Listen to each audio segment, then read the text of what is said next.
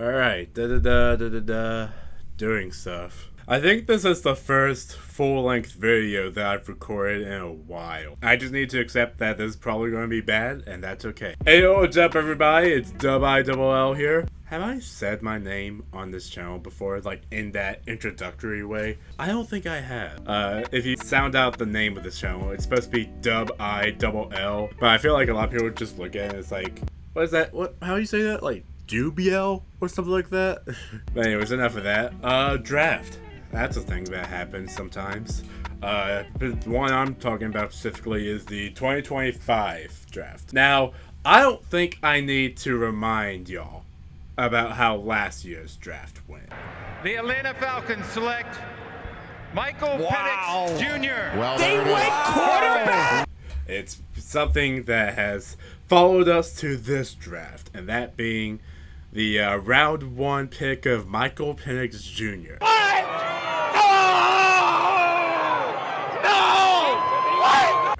The pick that made our team, the Falcons, a laughingstock for a good while. They went quarterback! Now, obviously, that pick is indeed terrible, and it's not for the reasons that I think a lot of people are saying that was, or have said that was, because the issue was not the pick itself. The issue wasn't Michael Penix himself. The issue was everything surrounding it. The fact that we got Kirk Cousins beforehand. Had we not gotten Kirk Cousins, and we just went into this draft and got Michael Penix, nobody would have any questions about it. Everybody would know exactly why we were doing it. But because we got Kirk Cousins first, that whole thing turned into a kerfuffle. Which leads us to this draft, where I will give Terry Fontenot this. He kinda cooked. Now, obviously, what we did in the first round was we picked someone at pick 15, which is what we had. And then at pick 26, which was initially the LA Rams pick, we traded up to get James Pierce Jr. Now, if you don't know who Jalen Walker and James Pierce are, they are edge rushers. Yes, edge rushers. AKA the number one thing this team has been needing for like a long time, basically. And we got not one, but two. We made up for last year when we were supposed to get Latu or Dallas Turner. Obviously, this first round has a lot of implications. First of all, I don't think anyone expected the Falcons to actually trade up. Because here's the thing about the Falcons. Going into this draft, we did not have a lot of draft capital at all. We had our round 1 pick, we had our round 4, and we had like a round 7 or something. Or there might be another one that I'm not thinking of. I think we had round 2 as well, but we were lacking in draft capital, and one of the reasons for that is because remember old Coco Chains? Yeah, in order to get him, we ended up tampering, which took away a draft pick, which I think it was like a round 3 or something. So not only did Kirk Cousins come in and take a lot of our money, but in order to get him, we ended up tampering and lost a draft pick out of it. And a year later, not only is Michael Penix the starter, but we are actively looking for teams to like take Kirk Cousins away. And for someone who's just gotten a 4-year contract, having a team want to get rid of you after year 1 is not a good thing.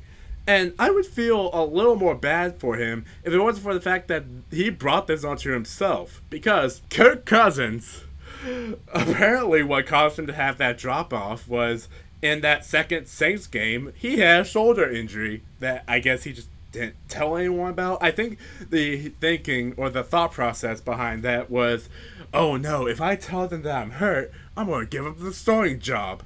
And it's like, for someone who's like in their 40s and is a veteran, how pathetic is that you're not willing to give up the starting job and you're willing to bring the team down due to your, loss in abilities because of, obviously a quarterback, they need to have a good shoulder. And if you have a bad shoulder, it's hindering your throws. That's why, after that, he just started throwing interception after interception. And even in the throws that weren't intercepted, they were just bad throws. Like, whether they were just way too under, way too over.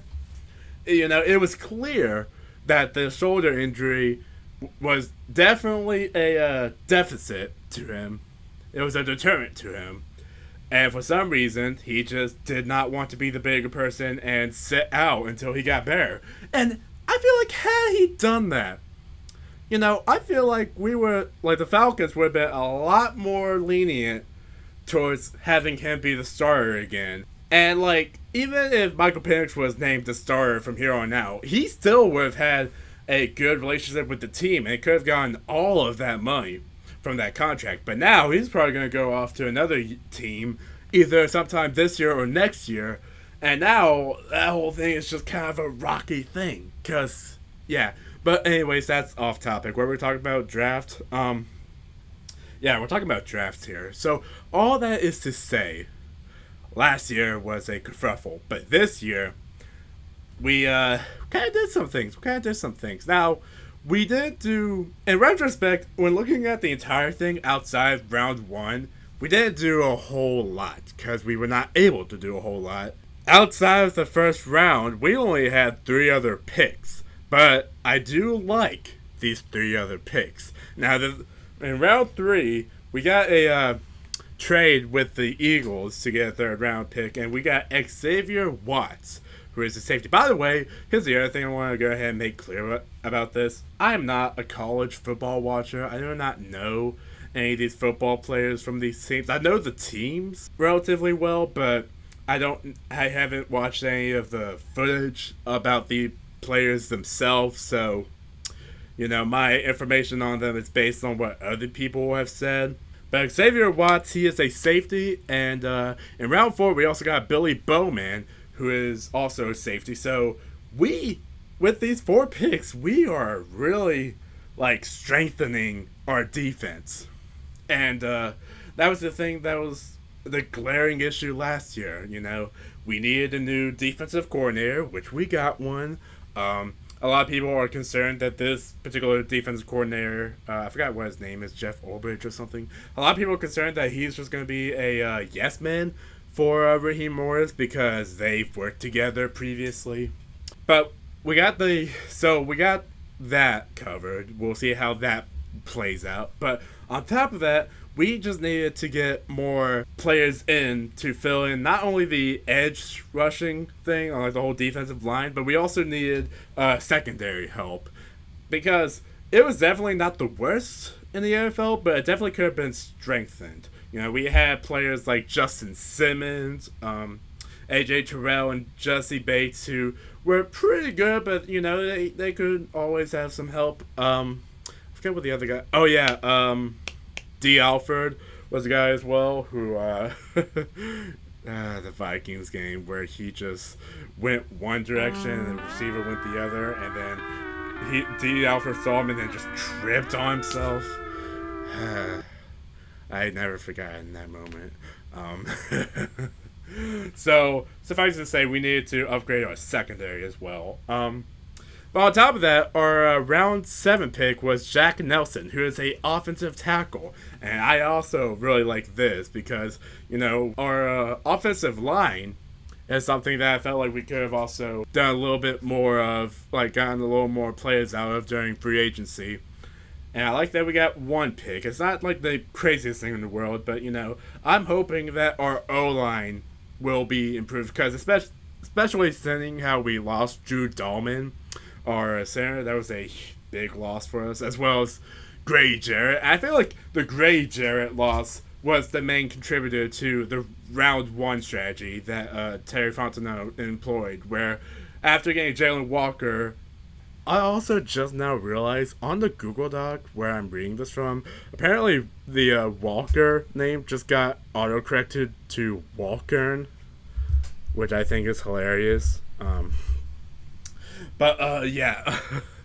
Alright, what was I saying? Oh, yeah.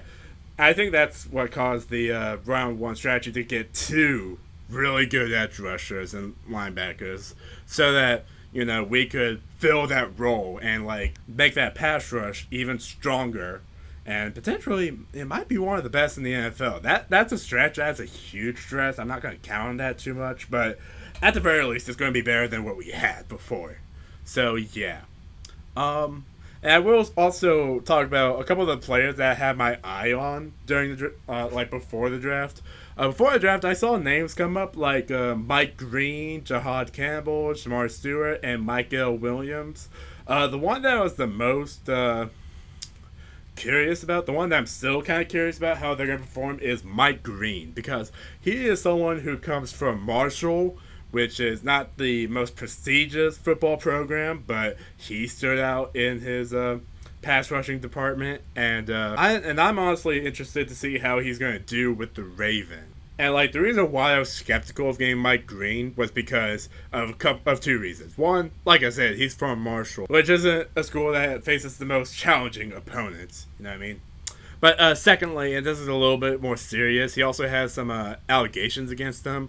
I'm not saying they are true, but I am saying, that is kind of a red flag. The fact that any player would get them at all is kind of a risky thing. But like I said, I don't hold that against him too much. I'm just saying, if something does happen in the future, it's like one of those things where it's like, yeah, that's a risk that I don't think. Yeah. But outside of him, Jahad Campbell was the linebacker out of Alabama, who I also kind of wish he went with us. Seeing him after being drafted by the Eagles and like that post-draft interview, he really seems like a really good guy. He has a lot of personality with him. And he literally called out Philadelphia as like, who's ready for another Super Bowl? And it's like, he could have had that. We could have had that energy. But yeah, Shamar Stewart and Michael Williams, those are two guys. I think Michael's from Georgia and Shamar's from Texas A&M, I believe. Now, Shamar Stewart, the main thing with him is that despite his attributes, he didn't have a whole lot of production. So that was the big thing, the big question mark surrounding him. I think the Bengals picked him, and I think the 49ers picked up Michael Williams. But yeah, out of those guys that were kind of in conversation, the big guy that I really wanted was Jahad Campbell. And I'm a little disappointed that he didn't fall into our lap, but nevertheless, I'm glad with what we got in Jalen Walker and James Pierce. I will admit, James Pierce was not my first option, nor my second, but nevertheless, I'm glad we got him. From what I can tell, he's still a really good player. So, yeah, and I'm not familiar at all with the other three guys, so they're a bit more of a mystery. But I'm just hoping that with this draft, and also Leonard Floyd was an edge rusher from 49ers that we got during the during free agency as well.